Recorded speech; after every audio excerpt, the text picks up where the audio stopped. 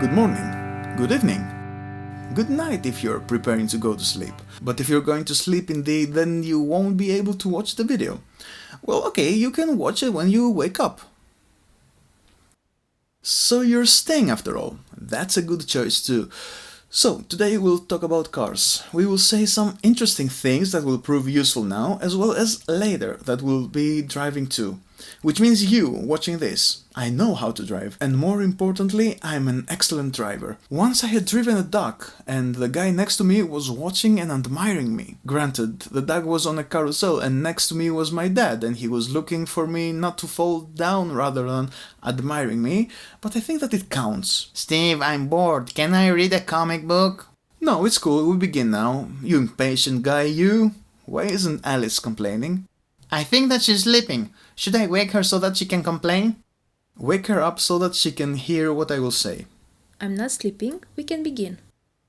Wakey, wakey. What's up? All good? All good, yes. You? Me too. Since everyone is well and good, how about you tell me what do you know about cars? That they go very fast and you can jump over a river if there is a broken bridge nearby. Tim, think about what you said. You see a bridge and it's broken. What comes first to mind is to go back and jump over with a spectacular jump. Those things happen in the movies. It's very dangerous to do something like this. You can drop in the river like a brick. Yes, but what if there is a ramp? The car is still heavy and the jumps you see are made by very well prepared and trained professionals. Otherwise it may fall in the river. Alice, what do you know about cars? They have nice music and sometimes my mom lets me pick the song. I see.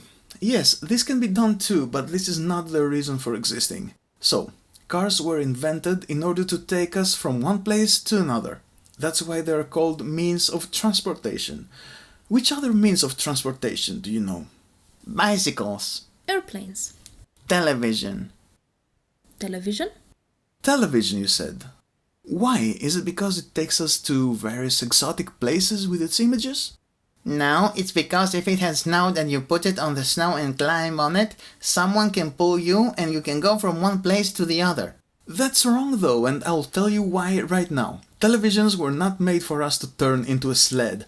Maybe sometimes with everything you see in it, it makes you want to throw it in the sea, but this doesn't make it a boat. You of course can put your imagination to work and use the TV as a boat, but since there are normal boats around, why ruin a big television? I don't know, it's just what I thought.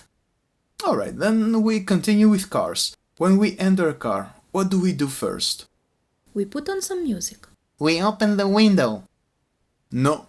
Why open the window first? The first thing we do is put on the safety belt. Always. No matter how near we're going, the belt has to be always correctly put on, and we have to be seated, not moving around because this can be dangerous.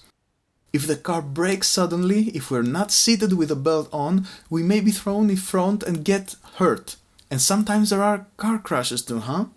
The seatbelt is essential because it keeps us in place and most of the times it may save us from something worse. I have an uncle who says that when driving in town you don't need a belt and neither in the back seat. Does this mean that in town or in the back seat there is something that makes you invulnerable? An armor suit? A pillow, maybe? I don't know, that's what my uncle said. Do you agree? Do you find it right? Look, the seatbelt keeps you in place so that you won't be thrown on other people or the windshield, because it's not good to be thrown with force on things. You understand this, don't you?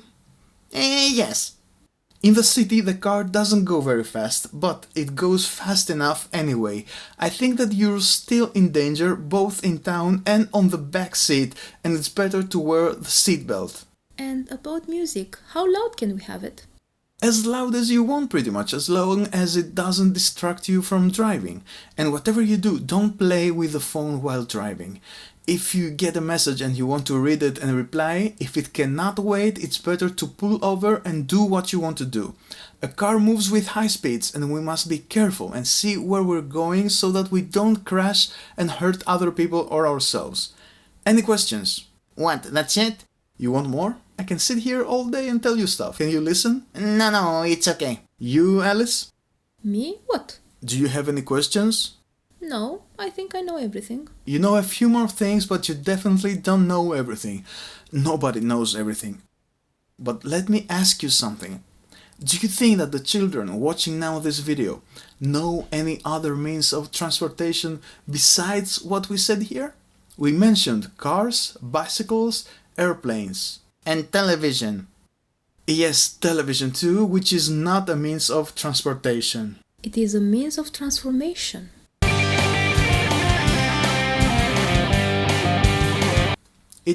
It is a means of entertainment, information, let's say, but we'll talk about those in another video. If you, watching the video, know of any other means of transportation, why don't you tell them to the grown-up who is with you? Tim will tell me the ones he knows too. Or are you tired from all this information? Better not, I want to go play basketball or read a comic book.